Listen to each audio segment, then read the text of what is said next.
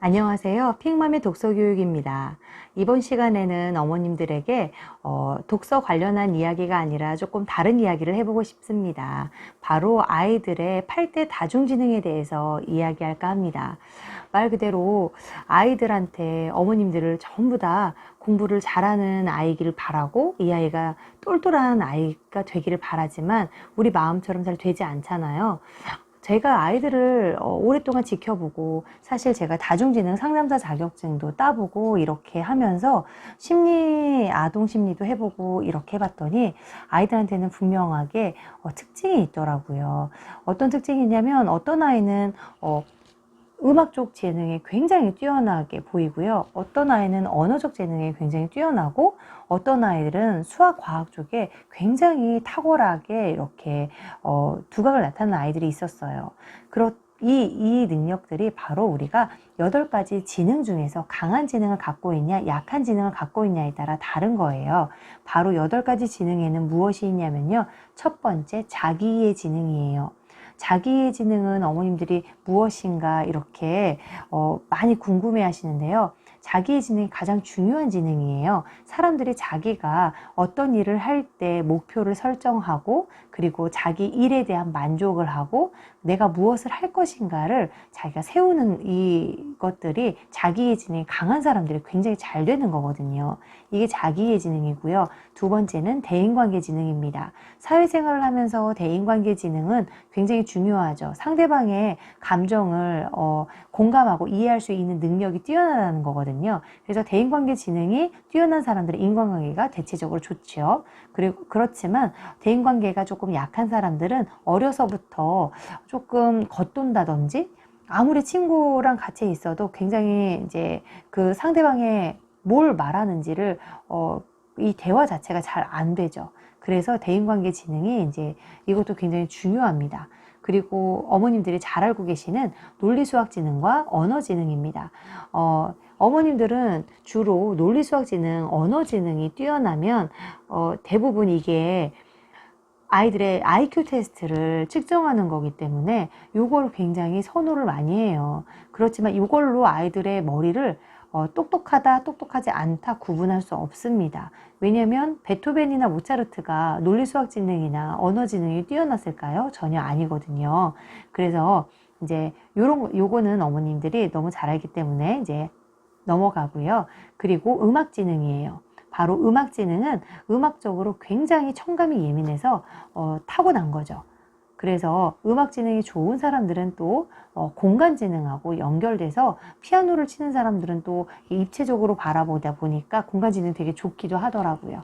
그래서 이 공간지능 이제 보면 공간지능은 길도 굉장히 잘 찾아요. 사실 저는 공간지능이 8대 다중지능 중에서 8위거든요. 그래서 저는 잘 길을 못 찾아요. 한 10번을 내비게이션을 틀고 가도 갈 때마다 전 내비게이션을 틀고 가야 되거든요. 그런데 어떤 아이들은 한 번 간 거 절대 잃어버리지 않는 아이들도 있더라고요. 이렇게 공간지능이 뛰어난 아이들도 있고요. 그리고 체육지능 같은 경우엔 김연아라든지 운동선수들 있죠. 이런 사람들이 굉장히 신체의 발달이 대근육, 소근육을 쓰는 능력들이 다른 사람보다 탁월하죠. 하지만 김연아나 이렇게 스포츠로 굉장히 크게 성공한 사람들은 자기의 지능과 같이 맞물려서 체육지능이랑 같이 높아야 굉장히 성공한다는 거. 그리고 마지막으로 자연관찰지능이에요. 자연관찰지능은 주변에 이런 자연현상에 대해서 굉장히 관심이 많거든요. 곤충이라든지 계절의 변화, 나무, 이런 식물들에 관심도 굉장히 많고요. 그래서 파브르라든지, 이런 곤충 박사, 이런 사람들이 전부 다 자연관찰 지능이 뛰어납니다. 자, 그러면 아이들이 이런 8가지 지능이 있는데 사실 아기 때는 이 8가지 지능들이 잘 안 나타나요. 그래서 우리가 아이들한테 책을 들어가도 굉장히 다양한 영역, 아이들이 어디에서 관심을 보일지를 모르니까 엄마가 그 부분을 잘 못 찾아주니까 다양한 영역으로 아이들한테 오감을 자극해주고 막 이렇게 다양하게 아이들한테 책을 들어가죠. 하지만 분명히 천재성을 띠는 아이들도 있어요. 음악적으로 베토벤이나 뭐 이런 사람처럼 운동을 할 때도 어떤 아이들, 대부분 그런 아이들은 3살, 4살부터 시작하더라고요. 그러니까 우리 집에 뭐 음악가 집안이 아니다, 뭐 미술 쪽 집안이 확실하게 아니다라고 생각하면 어머님들이 아이들이 그쪽에 천재성이 없다 그러면 골고루 발달한 경우가 많지만 그래도 강한 지능과 약한 지능이 있잖아요. 그래서 아이를 잘 살펴보세요. 분명히 아이들이 좋아하는 아기 때부터 자기가 조금 더 그쪽에 더 관심을 가지고 잡고 노는 것들이 있을 거예요. 어머님들은 아이들한테 무엇을 가르치고 싶으세요? 사실 아이들이 이쪽에 관심이 있는데 이쪽은 어머님들이 생각하기에 공부나 얘가 사회에 나갔을 때 그렇게 관심이 이거를 해봤자 별로 도움이 안 될 것 같은 거죠. 그래서 어머님이 요거를 이제 안 보고 이 아이를 이쪽으로 어거지로 끌고 와서 이거를 시키는 경우가 있어요. 그런 아이가 말 그대로 공부를 잘 할까요? 자기는 왜 해야 되는지를 아이들이 잘 모르더라고요. 어떤 어머님은 본인이 운동 지능이 굉장히 이제 뛰어난 엄마였어요. 어머님은 체대를 나오셨거든요.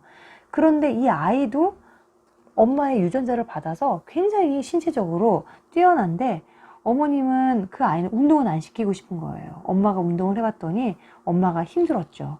그래서 운동은 안 시키고 싶고 공부를 시키고 싶은데 아이가 잘 못 따라오거나 엄마 뜻대로 이렇게 안 따라왔을 경우에 굉장히 부딪힘이 많잖아요. 그래서 내 아이한테 어머님이 내 아이가 성향이 어떤지, 내가 정말 이 아이의 성향하고 상관없이 강한 지능, 약한 지능과 상관없이 내가 무작정 내 뜻대로 밀어붙이진 않는지 한번 내 아이를 잘 관찰해 볼 필요가 있습니다. 사실 내 자식이지만 내 아이를 부모가 가장 모를 때가 많아요. 제가 어머님들하고 상담을 하다 보면 아이가 이런 말을 했어요. 이런 말을 했으면 어머님들이 우리 애가 그랬다고요? 전혀 어머님은 모르는 경우도 있더라고요. 알고 있으면서도 어머님들이 모른 척하는 경우도 있고요. 내가 어리니까 이렇게 끌고 가도 된다라고 생각하는데 내 아이가 항상 사람들은 이렇게 장단점을 갖고 있잖아요. 분명히 장점을 갖고 있는 부분도 많을 거예요. 어머님들이 내 아이에게 정말 무엇을 가르치고 싶은가 아이를 한번 잘 지켜보시고 그리고 이 아이에게는 격려와 칭찬이 최고의 보약이거든요.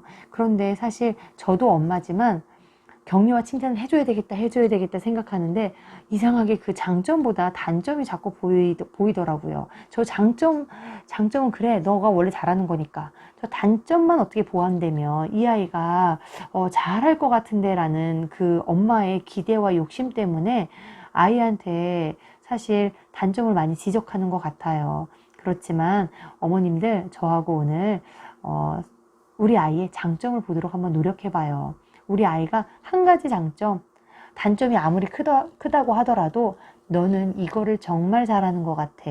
이거를 되게 잘하니까 장점을 먼저 칭찬해주고 이런 것들은 한번 엄마랑 한번 고쳐보자. 그리고 아이가 분명히 장점하고 이 아이의 적성하고 연결된 경우도 굉장히 많으니까 어머님들이 한번 살펴보시기 바랍니다. 제가 다음 시간에는 어머님들에게 요거의 2탄으로 아이들이 그러면 약한 지능을 가지고 있는 부분은 어떤 식으로 보완을 해줘야 될까? 이 부분에 대해서 어머님들과 같이 이야기를 나누려고 해요. 약한 부분을 이제 들어갈 때는 보완을 해줘도 그 부분은 보완은 되긴 하지만 약할 수밖에 없거든요. 강한 지능처럼 팍팍팍팍 올라가지 않아요. 그런데 그 부분에 대해서 어머님들과 2탄에서 이제 나누려고 하니까 2탄도 어머님들 기대해 주세요. 그러면 다음 시간에 만나 뵙겠습니다. 구독, 좋아요는 잊지 마시고요. 감사합니다.